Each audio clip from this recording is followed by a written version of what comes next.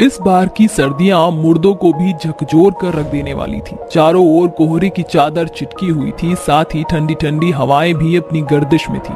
सभी जन अपने घरों में बैठे हुए थे, मगर सड़क के किनारे पड़ने वाले कूड़ेदान के एक कोने में कुछ अनाथ गरीब बच्चे बैठे हुए ठंड से ठिठुर रहे थे। उनका भेष बेहद ही अस्त व्यस्त था। तभी 5 साल का पिंटू कहता है, राजू भैया, मुझे बहुत जोर की भूख लगी है और ठंड भी लग रही है। दुनिया में सभी के पास घर है, फिर हम इस कूड़ेदान के कोने में क्यों रह रहे हैं? भगवान ने हमारे लिए घर क्यों नहीं बनाए? पिंटू की बात सुनकर 12 साल के बच्चे राजू की आंखों में आंसू ठहर जाते हैं, मगर पिंटू की अपनी ओर एकटक निहारता देखकर राजू बोलता है, क्योंकि हम गरीब हैं पिंटू, और अनाथ भी। भगवान ने हमें अनाथ क्यों बनाया भैया? क्योंकि भगवान जी ऊपर एकदम अकेले थे पिंटू, इसलिए उन्हें हमारा परिवार पसंद आ गया और उन्होंने हमें अनाथ कर दिया। सभी बच्चे काल्पनिक बातें करते हुए ठंड को मात देने की कोशिश कर रहे थे। काफी देर के बाद जैसे ही कोहरे की चादर छटती है, सभी बच्चे कूड़ेदान से बाहर आते हैं और बबली बाल्टी में भरे पानी को कटहल के पेड़ में डाल देती है। तभी 8 साल की मीता कहती है, बबली दीदी, तुम रोज रोज इस बंजर पेड़ को पानी देती हो, फिर भी ये हरा भरा नहीं होता। फिर तुम इस पर समय और मेहनत क्यों खर्च करती हो? मीता, याद है कल हमने मंदिर की कथा में क्या सुना था कि इंसान को बिना फल की कामना किए मेहनत करनी चाहिए। वैसे भी ये बंजर पेड़ भी एकदम हमारे जैसा अनाथ है, क्योंकि इसके आजू बाजू कोई दूसरा पेड़ नहीं। कुछ देर के बाद चारों बच्चे अपने कंधे पर झोला लटकाए कूड़ा कचरा बीनने निकल पड़ते हैं। राजू भैया, आज तो एक भी लोहा प्लास्टिक या बोतल नहीं मिली। क्या आज भी हम गरीब बच्चों को पानी पीकर ही पेट भरना पड़ेगा? नहीं पिंटू, थोड़ा आगे और चलते हैं, कुछ न कुछ जरूर मिलेगा। सभी अनाथ बच्चे टोली बनाकर अमीरों के रिहायशी इलाके में आ पहुंचते हैं, जहां दरवाजे पर बैठा गार्ड गुस्से से कहता है, अरे ओ भिखारियों के बच्चों, कहाँ बड़े चले जा रहे हो? चलो भागो यहाँ से। हम भिखारी नहीं है अंकल, आप हम गरीब बच्चों पर क्यों भड़क रहे हैं? अरे ओ लड़की, ज्यादा चू चपड़ की ना दूंगा एक कान के नीचे। शक्ल से तो चोर मवाली लगते हो, चलो भागो यहाँ से। सालिम गार्ड सभी अनाथ बच्चों को भगा देता है। चारों बच्चे सड़क पर भटकते हुए वापस कूड़ेदान में आ जाते हैं। ठंड और भूख की मार से सभी बच्चों के चेहरे फीके पड़ गए थे, मगर बबली की नजर बार बार कूड़ेदान के बाहर खड़े बंजर पेड़ को निहार रही थी। बबली दीदी, तुम इस पेड़ को क्यों देख रही हो? मैं उस दिन का इंतजार कर रही हूँ मीता, जब ये पेड़ मेरी मेहनत का फल देगा। देर रात चारों बच्चे भूख से ऊँघते हुए सो जाते हैं। तभी आधी रात एक गर्दिश भरी आवाज उनके कान में पड़ती है, जागो बच्चों। एकाएक चारों बच्चे चौंक कर उठ जाते हैं। तभी बबली के साथ बाकी बच्चों की नजर उस बंजर पेड़ पर जाती है, जिसकी डाली पर एक बड़ा ही विशाल कटहल लटका हुआ था। उसके चारों ओर एक सुनहरी रोशनी छिटकी हुई थी और उसके ऊपर आंख, नाक और मुंह बना हुआ था, जिसे देखकर पिंटू बड़ी बड़ी आंखें करके बोलता है, भूत भूत, अरे भागो बच्चों, वरना ये विशाल कटहल हम बच्चों को खा जाएगा। पिंटू, मुझसे डरो मत, क्योंकि मैं ज्यादा विशाल कटहल हूँ। मैं तो बेजार हो चुका था, मगर बबली ने मुझ में जान डाल दी, इसलिए मैं तुम अनाथ बच्चों के लिए आया हूँ। मुझे जल्दी से पेड़ से तोड़ लो, क्योंकि 4 बजे के पहर ये पेड़ हमेशा के लिए गायब हो जाएगा। जैसे ही चारों बच्चे उस विशाल बड़े कटहल को तोड़ते हैं, वो पेड़ गायब हो जाता है। इस विशाल कटहल का इस्तेमाल कैसे करना है, ये तो हमें पता ही नहीं। क्यों ना हम चारों बच्चे इस बड़े विशाल कटहल से एक घर मांग कर देखें?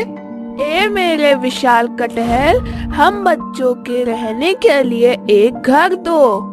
ऐसा बोलकर चारों अनाथ बच्चे एक बड़ी आस के साथ उस कटहल को बिना पलक झपकाए देखने लगते हैं। तभी एक रोशनी उन्हें घेर लेती है और वह खुद को एक बड़े से घर में देखकर चौंक उठते हैं।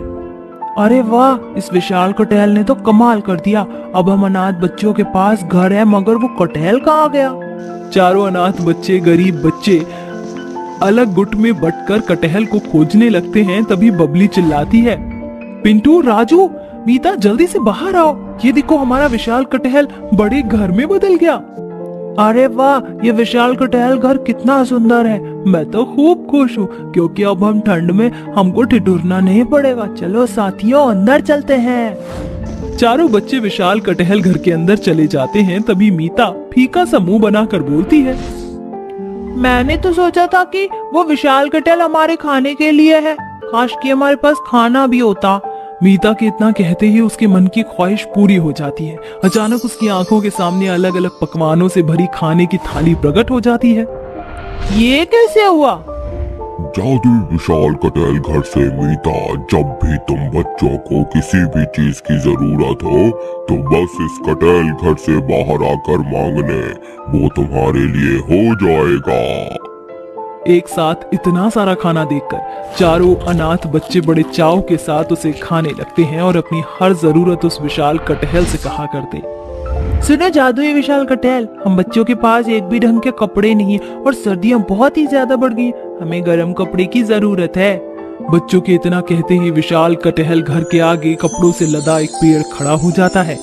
अरे ये क्या भला है, कपड़ों का पेड़ कैसे हो सकता है? क्यों मीता, जब विशाल कटहल सुंदर घर में बदल सकता है तो कपड़ों का पेड़ क्यों नहीं हो सकते? विशाल कटहल के आ जाने से जैसे उन अनाथ बच्चों का बिगड़ा जीवन बदल गया था। वह अपने जीवन में खुश थे, मगर एक दिन नन्हा पिंटू सयानों सी बोली बोलता है।